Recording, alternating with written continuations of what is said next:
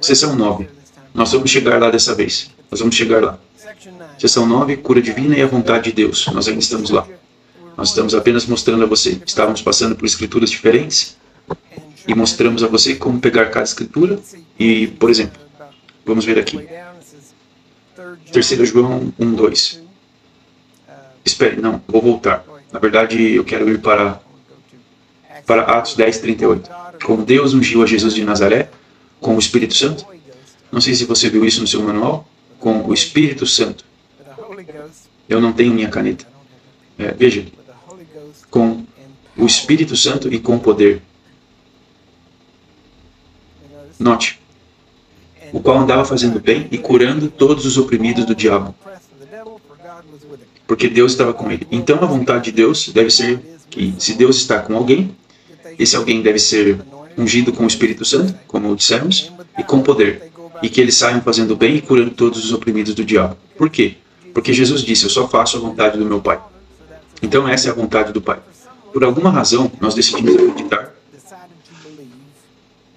na igreja como um todo, que a vontade de Deus muda de pessoa para pessoa. E não há nada que diga isso, ok? A vontade de Deus é que ninguém pereça. Ninguém pereça. E ainda assim, se as pessoas acreditam que a vontade dele muda de pessoa para pessoa, o que te faz pensar que é a vontade dele que você não pereça? Ou temos que escolher acreditar ou não acreditar, um ou outro. Agora, para você ver como fazer isso, podemos prosseguir. Você pode ir para a página 73. O que é cura divina? Vamos ser bem específicos. Cura divina não é Deus direcionando as mãos de um médico. Ok? Talvez ele possa receber uma palavra de conhecimento ou algo assim, isso é bom. Mas isso não é cura divina. Cura divina não está ligada a exercício, dieta ou nutrição. Embora na maioria dos chamados ministérios de cura hoje eles anunciam isso. Aqui está o que você tem que fazer e eles trazem médicos, nutricionistas e todos os outros. Ouça com muito cuidado. Eu não estou dizendo que você não deve se exercitar ou comer direito. E fazer todo esse tipo de coisa. Eu não faço isso. Eu acho que você deveria, mas você sabe. Eu tenho feito um experimento de 57 anos para ver o efeito de não comer vegetais. E não encontrei efeitos nocivos até agora. Então, mas as pessoas elas vão olhar e muitas vezes eu sei que até no domingo passado tivemos o Clinton aqui e ele estava falando sobre quando nós fomos para a Tailândia durante o tsunami e ele estava falando sobre como eu vivia de batata frita e Coca-Cola. E honestamente isso não é totalmente verdade. Quer dizer, eu como batata frita e Coca-Cola, mas eu poderia sobreviver por uma semana ou duas em um país fazendo só isso, ou talvez até mais se eu precisasse. Muitas vezes é realmente preferível beber Coca-Cola em outros países. Porque é engarrafada, é lacrada, e você não está bebendo água, então há benefícios nisso. Tem água na Coca-Cola, é uma quantidade mínima, mas meu corpo se tornou um expert em sugar a água dela. Então está bom, mas quando eu estava lá, vou te dizer.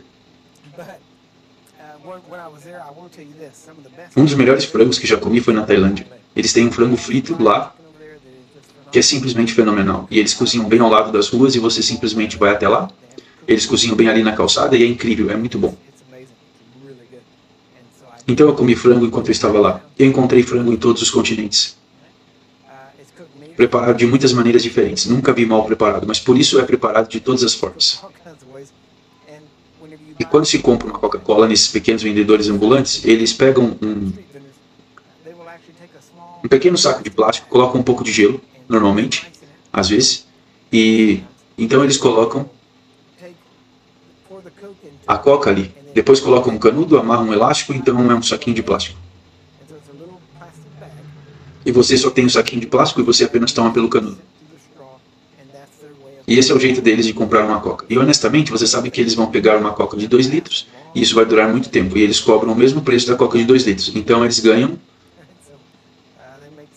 um bom dinheiro nisso. Mas eu já passei por tudo. E eu não comi apenas Coca e batata frita enquanto eu estava lá. Isso pode ter sido a maior parte, ok? Mas não foi tudo que eu comi. E também foi onde eu estava. Tivemos cerca de 6 ou 8 pessoas conosco. Eu fui até um KFC, porque eles os tinham lá. Na verdade, descobriram que o KFC na África do Sul, na verdade, significa corvo frito queniano. Ok? Não significa frango frito de Kentucky. Deixe-me dizer, se você já comeu é diferente lá, mas de qualquer maneira, na Tailândia foi ótimo. Mas eu fui lá e pedi. E eu disse, eu preciso disso, e nós pedimos muita comida para todo mundo. E quando eu cheguei lá, eu paguei. E eles não se importaram que eu pagasse, mas quando eu fui buscar, eles me trouxeram uma caixinha. E eu disse, não, precisamos mais, precisamos de mais, a mais. E eles diziam, não, isso é o suficiente para você. Eu, na verdade, não. Sim, isso pode ser suficiente para mim, mas não é suficiente para todos os outros. E eles pensaram que eu estava pedindo demais. Então eles receberam o dinheiro do pedido, mas só queriam me dar uma caixa. Então tivemos que consertar isso. Eu disse ao pessoal lá, eu não sei o que vocês vão comer, porque posso terminar essa caixa e eu vou para o próximo KFC e pegar outra caixa. Mas eu só quero que você saiba que eu não vivia apenas de Coca-Cola e batatas fritas na Tailândia. Nós comemos frango. Então, assim como na África do Sul temos Nandos, Nandos na África do Sul é onde você quer comer. É frango de todo tipo. Estou tentando lembrar que tipo de frango era. Frango português. Sim. E você tem o sem gosto, suave, apimentado. É praticamente os 3 níveis que tem. Então, está bom, está tudo bem. Então, depois de comer o mais apimentado, você não sente o gosto de qualquer outra coisa. Então, agora estamos falando sobre o que é cura divina. Eu quero falar sobre isso. Cura divina não é imortalidade. Só porque você é curado não significa que você vai viver para sempre, ok? Eu tive pessoas dizendo, bem, se a cura divina é verdade, como eu vou morrer? É sério? É com isso que você se preocupa? É assim? Prende a respiração. Se você fizer isso por tempo suficiente, se você fizer isso por tempo necessário, vai funcionar, ok? Agora, cura divina não é imunidade, certo? Mas temos que entender que a imunidade nos foi prometida, ok? Nada pode, de forma alguma, nos machucar. Eu toco em todos os tipos de doenças contagiosas. Eu já passei por tudo. Na primeira vez que eu fui à África, minha sogra naquela época ainda era testemunha de Jeová, e eu nunca vou esquecer. Porque ela disse, quando eu estava indo para lá, você vai lá e você vai pegar alguma coisa, trazer para cá e matar todos nós. Eu não vou lá para pegar nada, eu vou lá para matar algumas coisas, então nós já vimos. Eu toquei todo tipo de doença, todo tipo de enfermidade que você pode imaginar. Eu coloquei minha mão em uma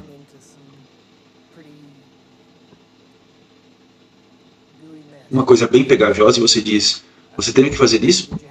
Não, eu não precisava. Eu tive que fazer isso não para curá-los, mas para ter certeza de que aquela coisa sabia que eu não tinha medo dela. Certo? Então você tem que perceber isso. Essas doenças e enfermidades têm mentes próprias.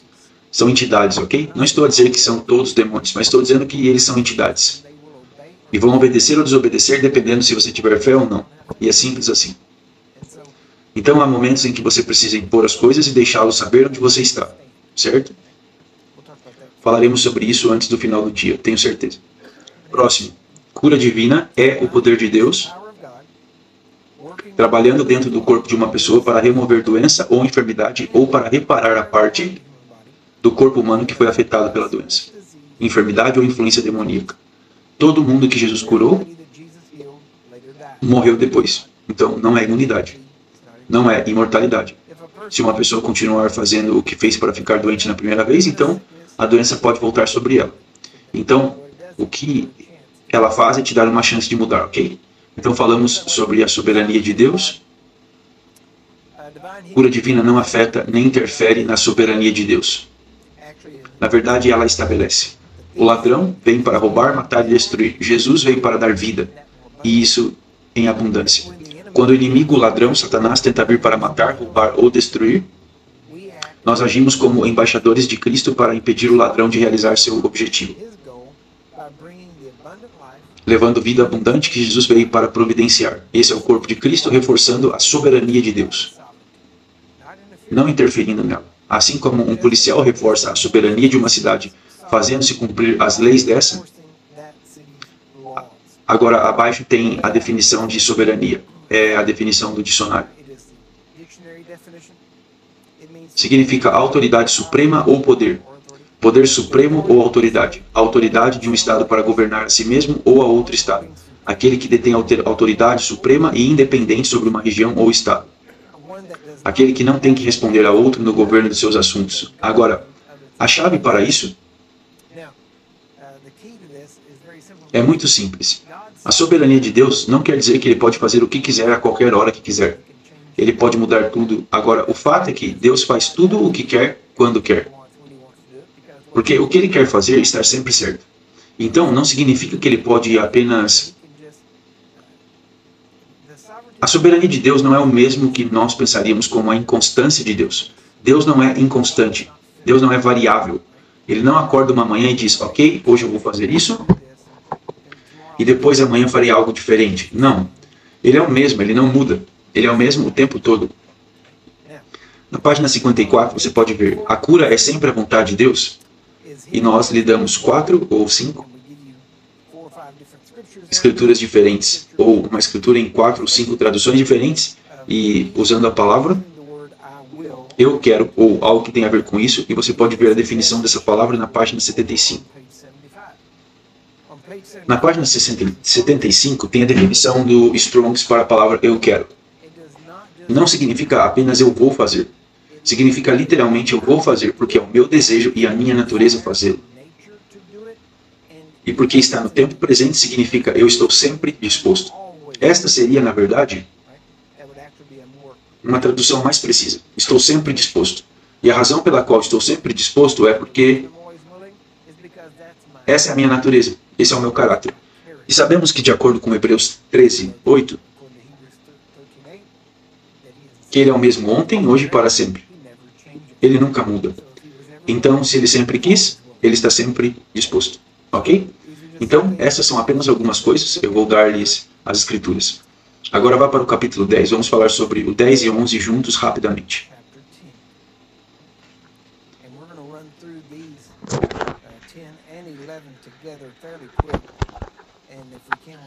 Se pudermos, e podemos até fazer o canal, a sessão 12, não tenho certeza, mas a sessão 12 é bem curta, de qualquer maneira, mas vamos lá. Na sessão 10, e quando você chega nessa parte, esse é realmente o cerne da questão, o aspecto mais importante da cura divina. E se ela está realmente na redenção em si, é a cura do corpo físico na redenção de Jesus. Em outras palavras, quando Jesus foi chicoteado, espancado e crucificado, Ele providenciou nossa cura física corporal. Nessa redenção. E essa é a verdadeira chave, porque se entendermos isso, se pudermos provar isso, sem sombra de dúvida, então automaticamente todos os outros argumentos se tornarão desnecessários. É desperdiçado, é inútil. Porque se Deus incluiu, e aqui está como devemos olhar para isso, e eu vou te mostrar isso, na própria Escritura, se Deus incluiu cura física nas mesmas Escrituras, nas exatas mesmas Escrituras, literalmente, que vemos que Ele providenciou salvação do pecado e vida eterna, então esses dois permanecem ou caem juntos. E a cura faz parte disso, junto com a salvação. Ou não temos salvação, então você tem salvação e cura, ou você não tem salvação. Entende isso? Então, agora eu entendo que tentamos ser educados, somos simpáticos e todo esse tipo de coisa. Tentamos nos dar bem com as pessoas, mas, ao mesmo tempo, existem denominações inteiras que se basearam no fato de eles escolherem acreditar, que se basearam no fato de eles escolherem que alguns dos benefícios de Deus não contam. E eles decidiram isso. Agora, nós tentamos não ser muito inflexíveis em relação a eles, mas, ao mesmo tempo, a verdade é a verdade. Se as pessoas concordam em acreditar ou não, e por isso precisamos ver qual é a verdade, e então precisamos decidir acreditar, independentemente do que os outros acreditem. Então vamos ver isso na seção 10. Página 77. Deus fez o homem um ser físico, espiritual, então a redenção deve ser uma redenção física espiritual. Tem que ser. Pecado e doença são dois frutos da mesma árvore. Pecado e doença estão sempre agrupados, juntos. Agora, queremos diferenciar algo aqui. Veremos daqui a pouco como eles estão conectados. Mas também temos que perceber que eles são, mesmo que eles foram pagos no mesmo sacrifício, no mesmo processo, no mesmo período de tempo, houve um pagamento distinto para cada coisa, ok? E por causa disso, e o que as pessoas cometeram um erro é quando elas tentam conectar esses dois juntos, muito de perto. Então elas acabam dizendo, bem, então o que quer que seja verdade sobre a salvação, também é verdade sobre a cura. Então, para ser salvo, nós temos que nos arrepender do pecado, e para ser curado, nós temos que se arrepender do pecado. Ok, isso seria uma maneira natural de ver as coisas se elas estivessem realmente totalmente conectadas. Elas estão conectadas no sentido de que o pecado do homem causou doenças e enfermidades. Então, doenças e enfermidades são resultados do pecado de Adão, mas não é causado por um pecado individual somente. Certo? Nós já vimos isso, vamos pegar pedaço por pedaço e analisar Salmo 103.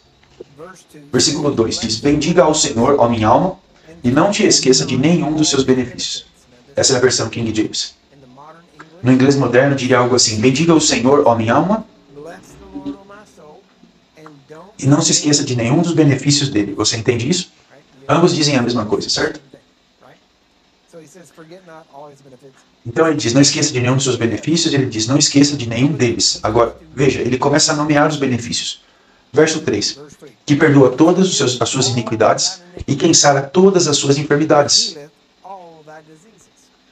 Quem redime a tua vida da destruição, quem te coroa com uma bondade amorosa e tenha misericórdia. Quem satisfaz a tua boca com coisas boas, de modo que a tua juventude se renova como a da águia. O Senhor executa justiça e juízo a todos os que são oprimidos. Agora, vamos voltar e ver esses versículos. Primeiro, o verso 2 nos diz, observe o que ele fez. Davi está escrevendo esse salmo. E ele diz, bendiga o Senhor, ó minha alma. O que ele está dizendo? Alma, bendiga a Deus. Não se esqueça dos seus benefícios. Alma, deixe-me lembrar-te quais são os seus benefícios. E depois ele começa a listá-los. O primeiro que ele menciona, que ele perdoa todas as iniquidades. Agora, essa palavra toda significa todas. Ainda há alguma iniquidade que você sabe que eu perdoei isso, mas não aquilo? Agora, entenda o que eu estou dizendo aqui. É que quando ele se refere a isso, ele está dizendo que não há pecado grande demais para ele incluir em sua salvação, certo? É isso que eu quero ressaltar agora.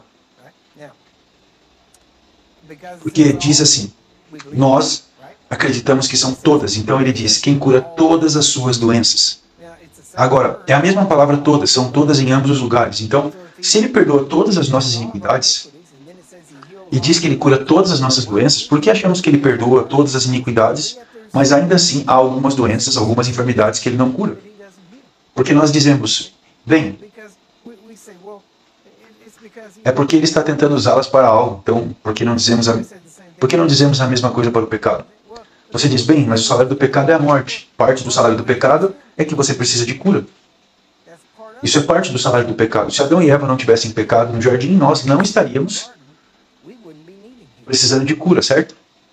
De fato, Romanos, e acho que tem aqui um pouco mais adiante, em Romanos 5, verso 18, portanto, como por um homem o pecado entrou no mundo, e pelo pecado a morte, assim também a morte passou a todos os homens, porque todos pecaram.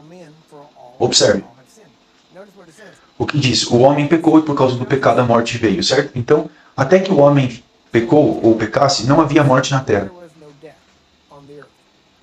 Podemos concordar com isso? Ok? Agora, o que isso nos diz?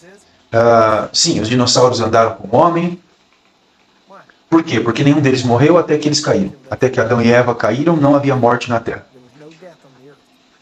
Então, eles andaram até que Adão e Eva caíram, e depois disso é quando eles morreram. Então, se você tentar juntar isso, agora você pode começar a olhar para algumas das coisas que o Dr. Carl ou Ken Hovind, pessoas assim, juntaram sobre o criacionismo versus evolução. Mas nós temos que perceber, sem dúvida, porque não houve morte na Terra, nenhum dinossauro morreu. 100 milhões de anos antes dos homens ou qualquer outra coisa. Eles andaram com o homem, eles estavam lá e não morreram.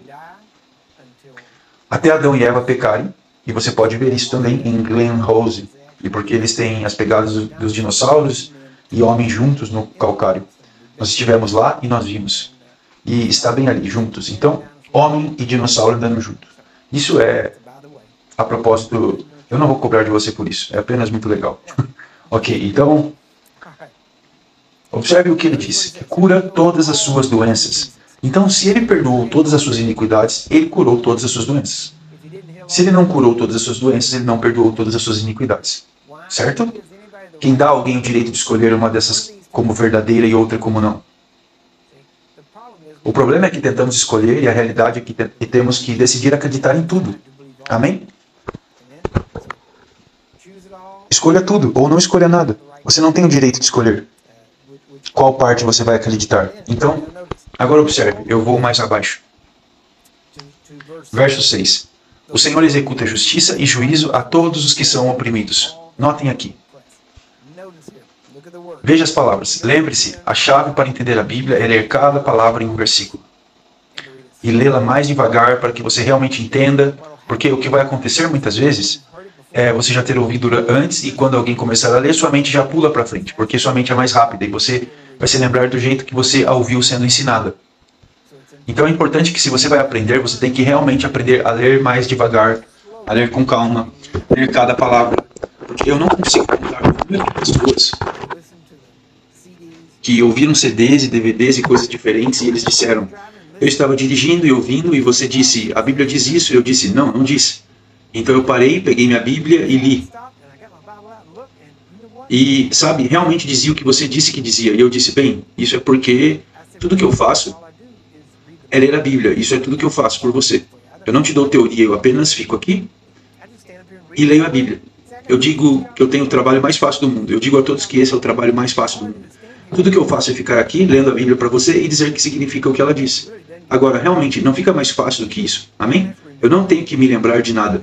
Eu não tenho que inventar nada. Mas se você tiver algum tipo de teologia do homem, então você tem que lembrar o que aquela pessoa defendia. Você tem que lembrar seu posicionamento sobre as coisas. Mas se você apenas ler a Bíblia, você não tem que lembrar de todas essas coisas. Certo? Quando minha filha Rebeca sofreu um acidente em 2010 e capotou o carro da mãe dela umas 6 vezes, ela quase morreu. Foi Deus o protetor. Bem, quando tivemos que buscar outro carro, na manhã em que ela sofreu o acidente, no dia seguinte, foi o início da nossa conferência anual. Então, eu tive que ministrar. Nós fomos alugar o carro, e tinha uma jovem lá, que era uma estudante da escola bíblica, não na minha, mas em outra escola. E nós dissemos a ela que precisamos de um carro. E ele perguntou para que dissemos que ela tinha sofrido um acidente, destruiu o carro da mãe dela e eu tinha essa conferência. Então ele disse, você tem uma conferência? Eu disse, sim, conferência internacional. Vamos transmitir ao vivo e transmitir por toda a parte do mundo, por satélite, e estamos fazendo isso. Ele perguntou, quando começa? Eu disse, por volta de 6 horas. E ele disse, e você está aqui fazendo isso? E eu disse, sim. E ele disse, você não tem que se preparar? Eu respondi que eu estou pronto. Ele disse, eu nunca poderia fazer isso. Ele disse, o que você vai pregar? Eu disse, não sei. E ele disse, você vai ficar na frente de um monte de gente e falar e você nem sabe o que vai dizer? E eu disse, sim. Ele disse, eu não poderia fazer isso. Ele disse, como você faz isso? Eu disse, é fácil. Eu me encho com a palavra de Deus todos os dias da minha vida. Então, quando eu chego na frente de alguém, eu abro minha boca e a palavra de Deus sai. E eu não tenho que me preocupar com o que sai. Porque eu me enchi da palavra. Você só tem que se preocupar com o que vai sair de você se você se enche de TV, de filmes, e esse tipo de coisas. Então, você tem que se preocupar com isso, porque algo vai escapar. Mas se você apenas se enche com a palavra, você não vai se preocupar com isso. Abre a boca e vai sair. O difícil é calar a boca e parar. Abrir a boca e deixar fluir é fácil. É parar, como muitos de vocês podem atestar. É difícil para mim parar às vezes. Mas eu voltei lá um tempo atrás, quando terminamos, e eu entrei e disse, eu simplesmente amo meu trabalho, eu amo o que faço. Ok? Eu sou um homem abençoado. Minha vida é abençoada. Eu sou abençoado e eu amo o que eu faço, amém? A beleza disso é que qualquer um de vocês pode fazer. É simples, você só tem que decidir. Sim, eu deveria estar fazendo isso e mergulhar nisso, ok? Então, agora, pode haver algumas coisas no meio que você precisa fazer, mas estou apenas dizendo que, no geral, é isso que temos que fazer. Então, Observe o verso 6. O Senhor executa justiça e juízo a todos os que são oprimidos. Agora observe que não diz o Senhor executa justiça e julgamento sobre os oprimidos.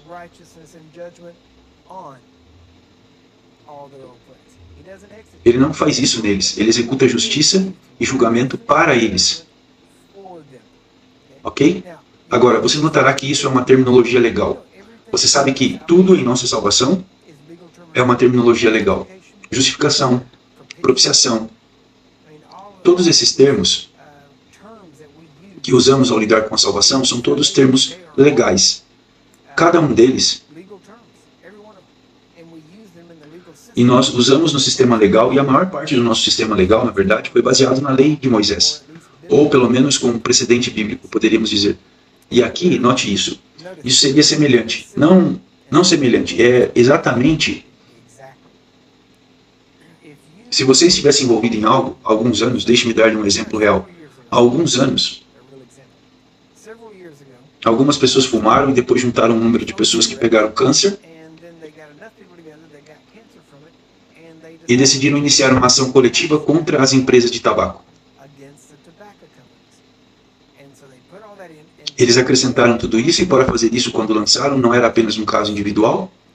Eles tiveram que reunir pessoas suficientes para que pudesse se tornar uma ação coletiva.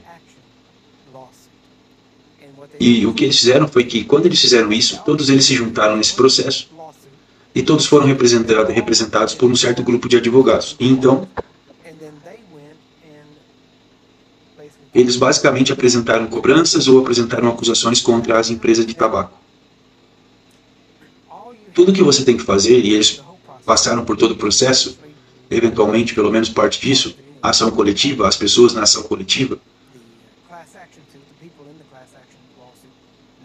não as empresas de tabaco, mas as outras, as vítimas, você poderia dizer, os queixosos receberam certos danos como parte dessa ação coletiva. Agora, para estar nesse processo de ação coletiva, tudo que você tinha que fazer era provar que você tinha usado o produto deles. E que ele tinha de alguma forma danificado você, então você não precisava entrar em nada de especial. Você só tinha que provar que usou o produto deles e que te machucou, que te fez mal. Agora, quando isso aconteceu e eles passaram por todo o processo, então, eventualmente, o juiz pegou o martelo, bateu algumas vezes e disse, ok, eu dei o veredito para os queixosos.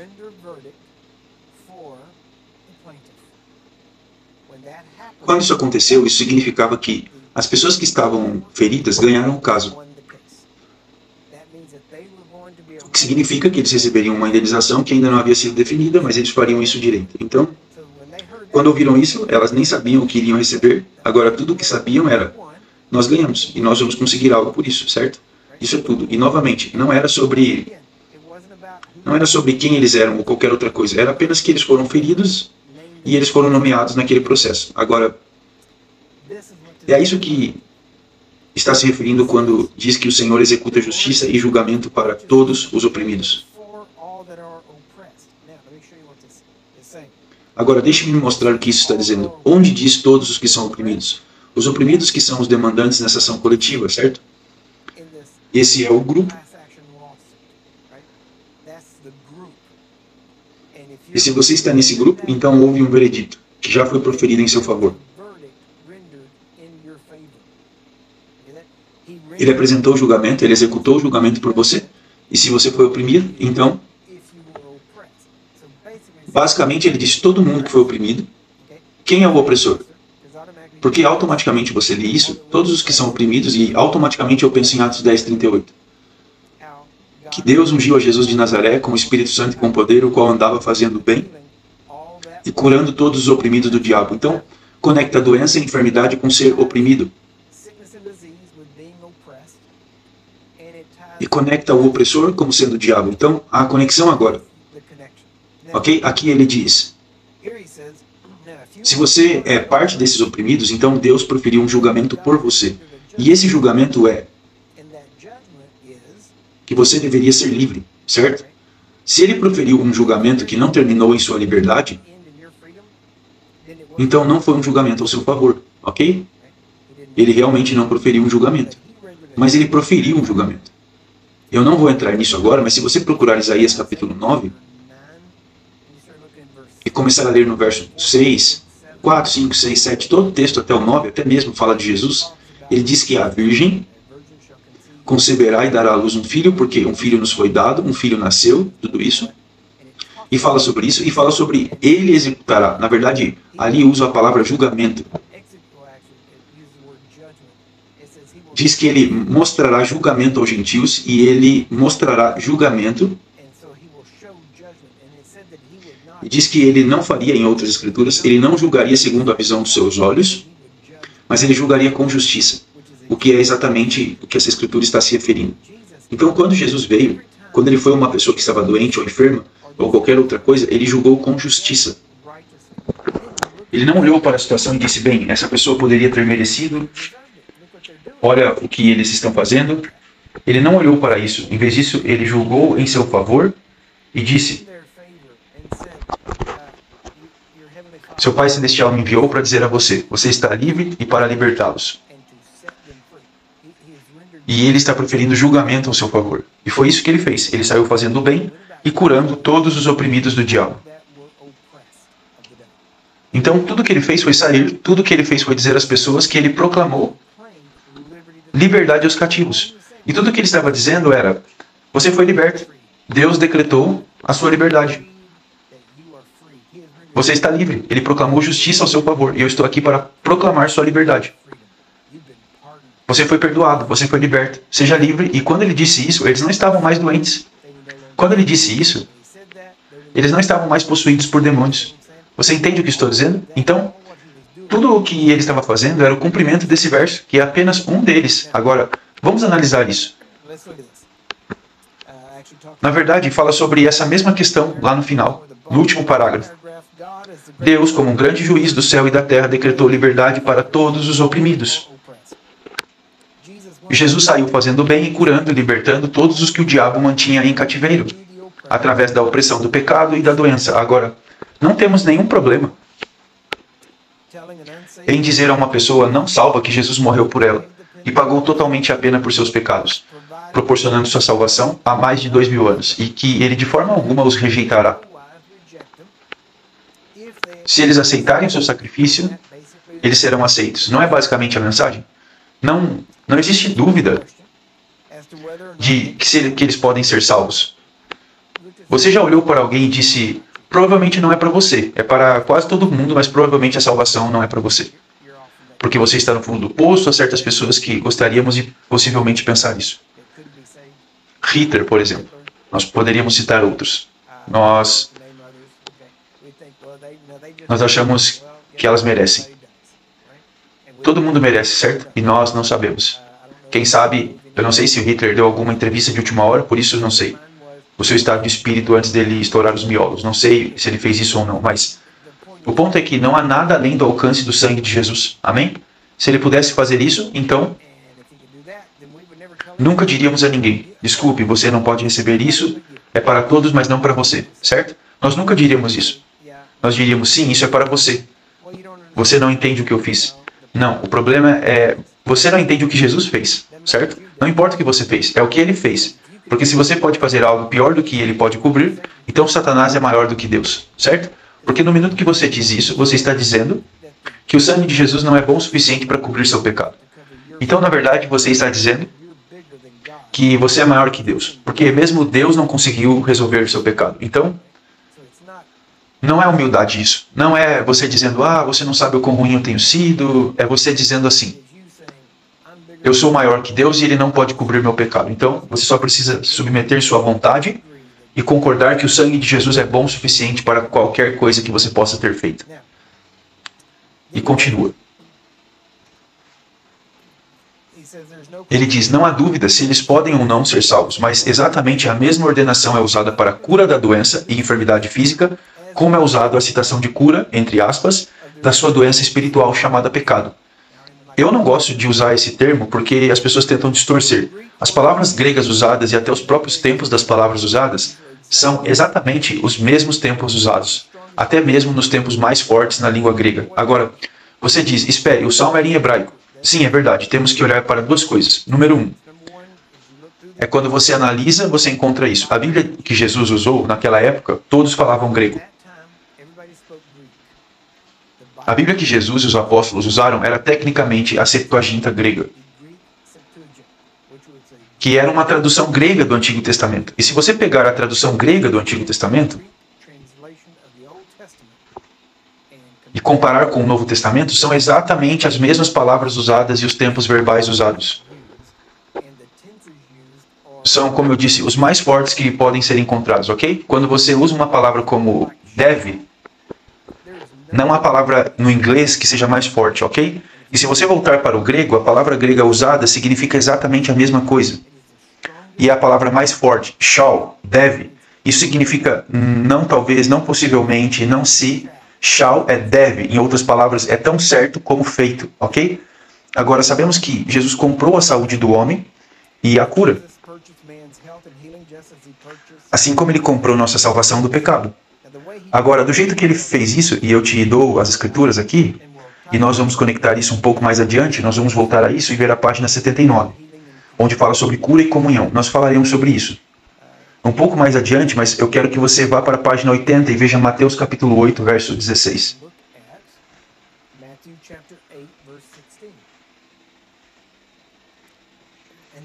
Então vamos conectar isso com Isaías 53, que é a próxima página. Mateus 8,16. Chegando à tarde, trouxeram-lhe muitos que estavam possuídos por demônios, e ele expulsou os espíritos com a sua palavra e curou todos os que estavam enfermos. Verso 17.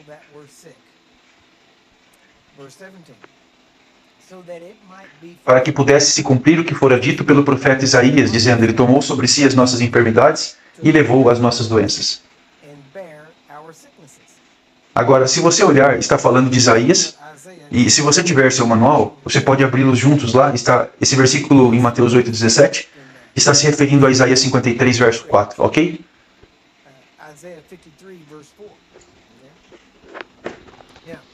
Agora, se você, na versão King James ou na versão inglês, ele não diz doença ou enfermidade. Diz dores e sofrimentos.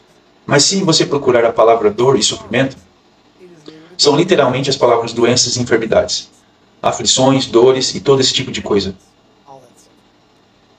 Então, essa é a referência. Agora, a beleza disso é que Deus, falando através de Mateus, Deus deu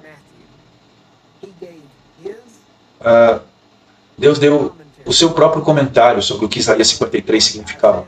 Então, sabemos que Mateus foi guiado por Deus, foi dirigido por Deus, inspirado por Deus para escrever o seu evangelho. Então sabemos que Mateus 8,17 é o próprio comentário de Deus.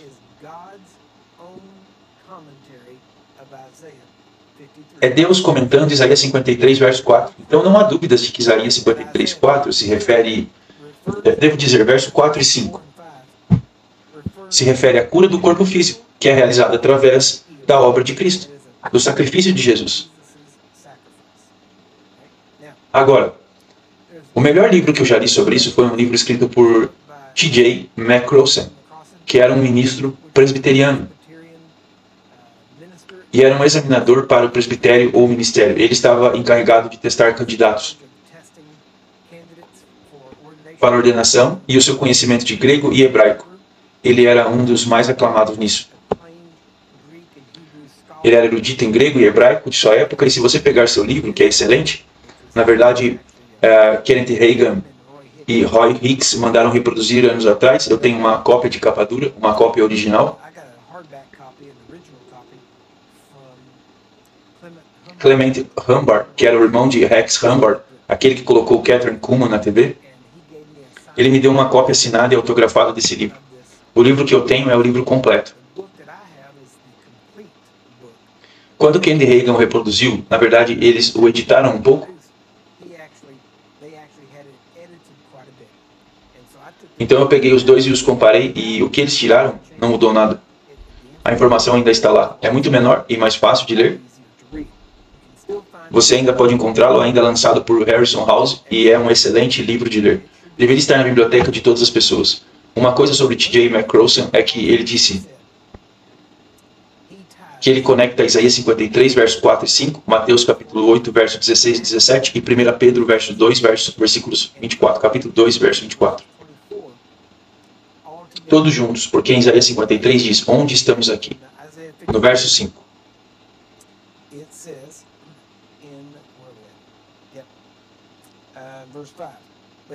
Porém ele foi ferido. Na página 81, ou Isaías 53 na sua Bíblia, ele foi ferido por nossas transgressões, ele foi esmagado por nossa iniquidade. O castigo da nossa paz estava sobre ele, e pelas suas feridas nós somos curados. Observe a palavra somos curados. Isso não é um tempo presente, é sempre contínuo. É sempre um tempo presente. Agora, a beleza disso é, e nós poderíamos ir mais fundo nisso, eu só estou te dando algo bem raso. Se você quiser fazer uma investigação mais detalhada, eu lhe diria para que lesse novamente, estude o livro de T.J. McCrossan, estude em detalhes sobre o grego, o hebraico aqui, e você se aprofundará nisso. Mas basta dizer a essa altura que Isaías 53 diz, pelos açoites que o feriram nós somos curados. Tempo presente contínuo, sempre curado. Entende isso?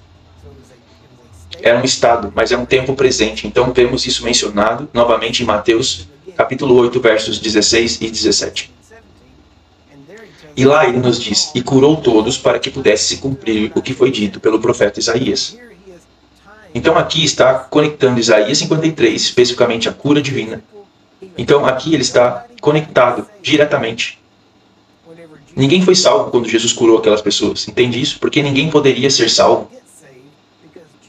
Porque Jesus ainda não tinha pago o preço pelo pecado. Ele ainda não havia sido crucificado. Então eles não foram salvos. Eles foram curados, certo? E ele conectou Mateus, e pelo Espírito de Deus, ele conectou Mateus 8, 16 e 17, com Isaías 53, 4 e 5. Ele colocou junto e disse que Isaías 53, 4 e 5 se refere especificamente à cura física, porque ele disse que a cura física da multidão foi o cumprimento desse verso. Podemos todos concordar com isso? Estamos acertados nisso? Amém. Para dizer isso, e agora você tem os chamados estudiosos, eu digo isso com base em T.J. McCrossan, que foi um estudioso. Se você for comigo para 1 Pedro, na verdade está bem aqui no final da página 80, 1 Pedro 2, 24 diz, aquele que em seu próprio corpo levou os nossos pecados e sobre o madeiro, para que nós, mortos para os pecados, pudéssemos viver para a justiça. E pelas suas feridas fostes curados. Observe aqui, ele diz, ele está citando Isaías, ok? Ele está se referindo a Isaías 53.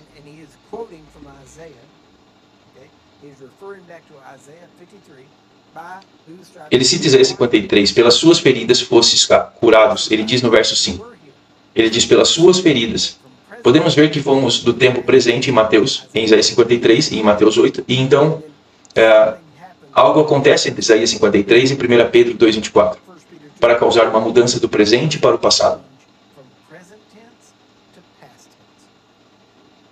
Isaías, sabemos que estava vindo. Toda a cura que Jesus fez foi baseado no fato de que ele iria pagar o preço pela cura do homem, e ainda assim, ele ainda não tinha pagado o preço. Quando ele pagou o preço, que foi depois de Mateus 8, quando ele pagou o preço, mudou tudo.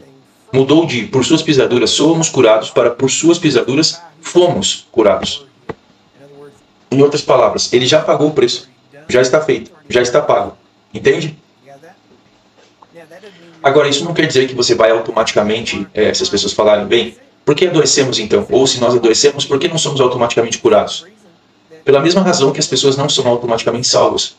Porque Jesus foi para a cruz. Você tem que pegar isso e aplicar em si.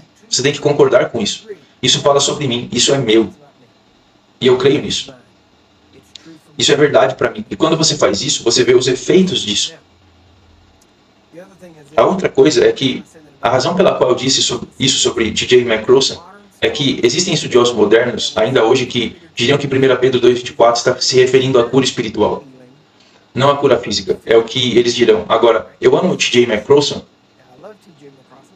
porque ele não é um homem que mede palavras. Ele disse, eu verifiquei a validade disso, certo? Eu vi, é verdadeiro. Ele disse, para qualquer estudioso dizer que 1 Pedro 2,24 se refere apenas à doença espiritual,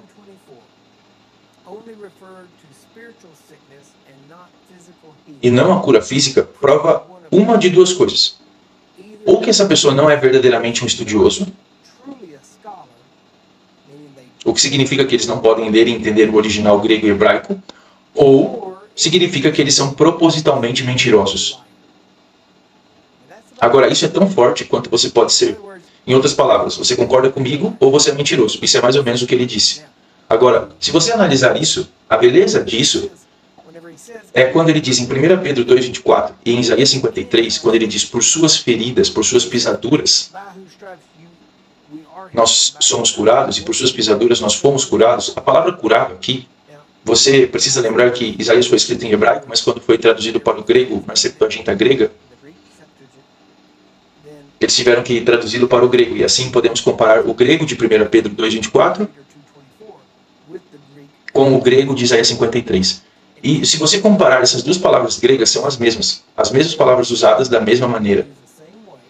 E esse é um dos pontos principais que a palavra grega é usada apenas em referência à cura física.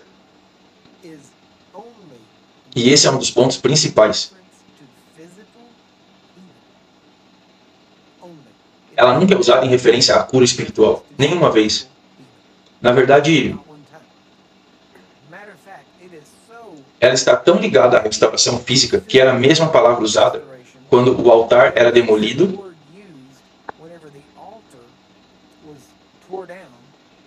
e eles o reconstruíam, restauravam. Eles usavam essa palavra para curado para se referir àquele altar sendo restaurado, que foi uma restauração física. Então, o que isso significa é que não estava se referindo em 1 Pedro 2,24 a uma doença espiritual por causa disso. Apenas outro a propósito. Quando você estava morto em seus delitos e pecados, você não precisava, o seu espírito, ele não precisava de cura. Certo? Morto não precisa de cura, ele precisa de ressurreição. Então, seus pecados espirituais não foram curados. Eles foram perdoados, foram redimidos, e você espiritualmente não foi curado. Você foi ressuscitado. Você foi feito uma nova criação, nascido de novo. As coisas velhas passaram. As coisas se tornaram novas. Entende? Não foi uma cura espiritual. Você não recebeu a cura espiritual. Ok? Quando você nasceu de novo, você recebeu o renascimento espiritual. Essa é a diferença para que possamos ir. Nós podemos explicar isso ponto a ponto, detalhadamente. Poderíamos desenhar isso. Eu poderia fazer disso um seminário todo por si só. Ok? Porque há muito sobre isso. Mas basta dizer, e honestamente, mesmo se eu quisesse, se você não vai pegar e verificar você mesmo, não adiantaria nada. Você precisa colocar isso em você. A razão pela qual eu estava dizendo isso é... Quando é sobre o ponto mais importante em relação à cura,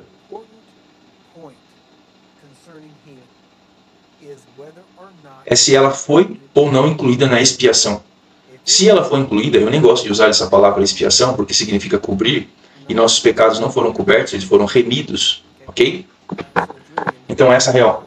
Então, está realmente na redenção, não cura na expiação, mas esse é o termo. Mas se a cura, temos que perceber, se a cura estava na redenção, se a cura do corpo físico foi incluída na redenção, então podemos ser tão livres para proclamá-la quando somos livres para proclamar a aceitação de Deus a qualquer pecador, a qualquer momento, de qualquer pecado. Faz sentido para você? Em outras palavras, quanto pior o pecador, mais Deus recebe glória quando ele o salva. Certo? Então, quanto pior condição física você está, mais glória a Deus quando ele te cura. Aqui está o problema. O que a igreja fez é que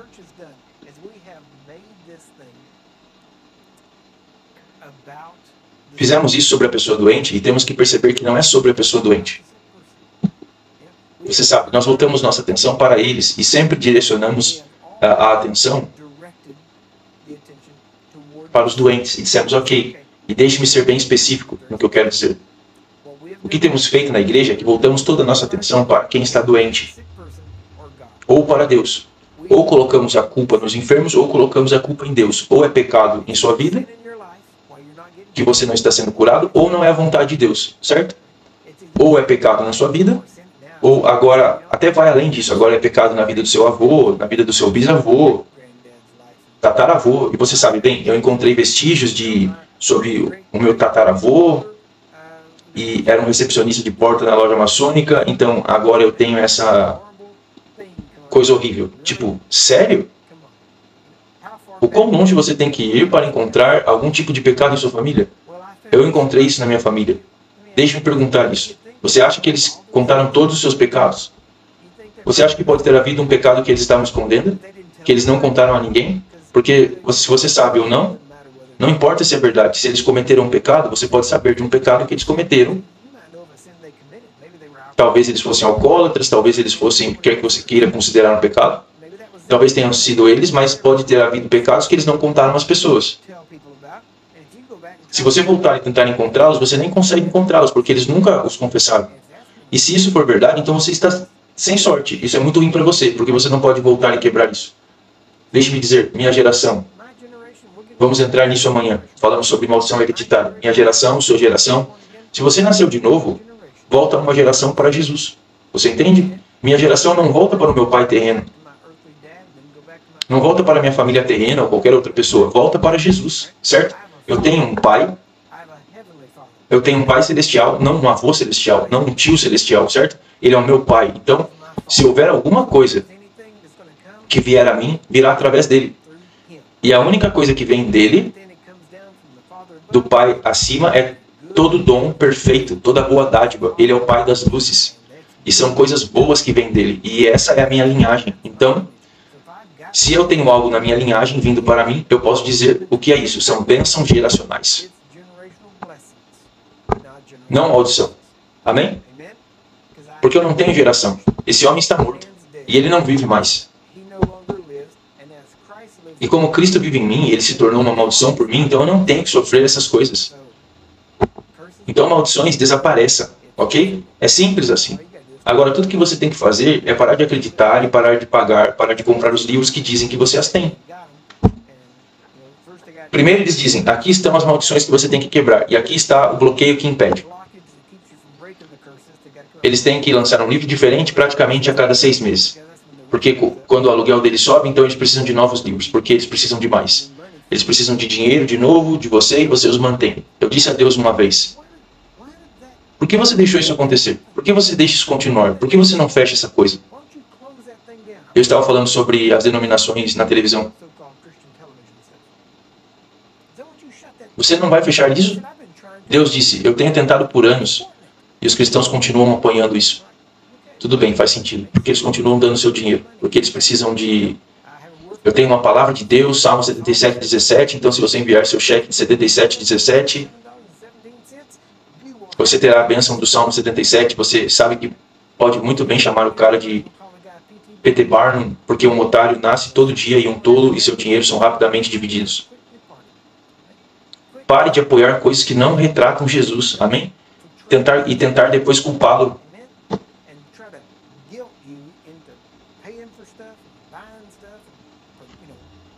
Todos se manifestam contra a Igreja Católica porque eles estavam vendendo indulgências.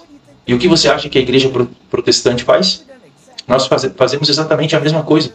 Vendemos essa coisa, nós vamos te libertar por um preço.